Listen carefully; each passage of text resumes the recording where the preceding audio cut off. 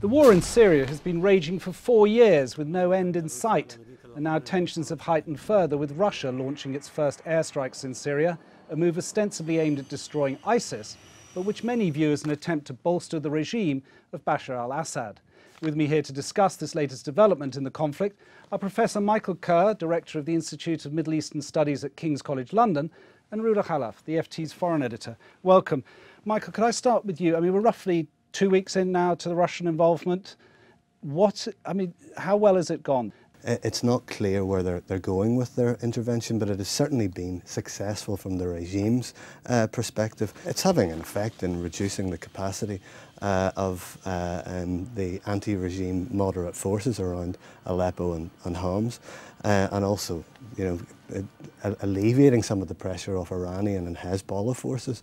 It was only a few weeks ago that people were speculating that Assad might collapse and that the rebels were getting closer to victory. Right. I mean, Roula, and sort of say, Michael said a big impact within the country, impact to the other actors involved. I mean, obviously the Gulf states, Turkey, and then US. Well, for the past 4 years, a lot of people have invested in the opposition. I mean, a whole range of opposition groups, of rebel groups, and they've been taken by surprise as much as the Americans. I think particularly for the Gulf states, they've also been investing in a relationship with Russia over the past year in particular. And I think they were under the impression that perhaps they could move Vladimir Putin towards their point of view and begin negotiations, particularly that the rebels have been doing quite well over the past 6 months. Now the tables have turned.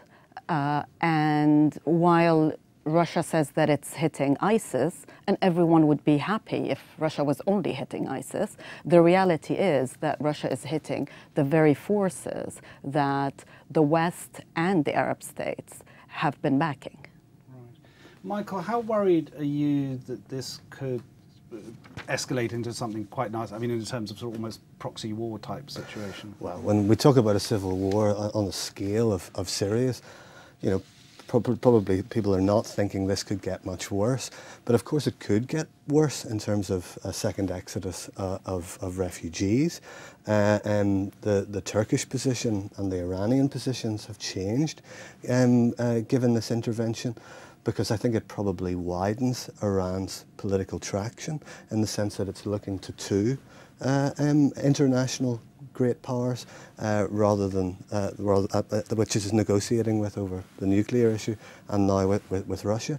And Turkey's concerns over the Kurdish canton in the north of Syria will be exacerbated by this. But it's a total game changer in the sense that if you think about it like this, before 2014, all the weapons and the money and the resources of the region are pouring into Syria, and refugees are pouring out.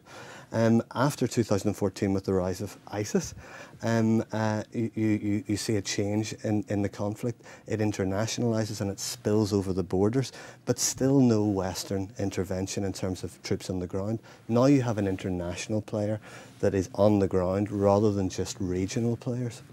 I'd add, actually, you can already see that the regime forces and ISIS on one hand and ISIS on the other hand are closing in on Aleppo. That could create a whole new wave of refugees. And I think the Turks are extremely alarmed about that. And I think that there's another really interesting point that complicates the whole situation from a geopolitical perspective, is that Russia and Iran are now on the same side today, but actually, in many ways, they are also competing for influence in Syria. And so, if you are on the other side and you're thinking, well, what's going to happen at the end of the day? Who are we going to negotiate with?